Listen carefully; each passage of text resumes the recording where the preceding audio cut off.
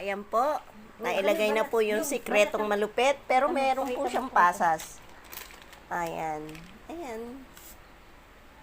Yan lang po ang aming sasabihin sa inyo. Dahil yung sikretong malupit, bahala na kayo mag-isip. Oh. Sige, halo ng halo. Mamaya pa yung breadcrumbs.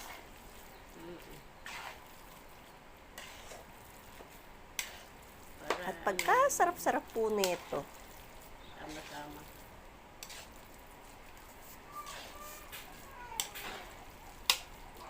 Ganun pala yan.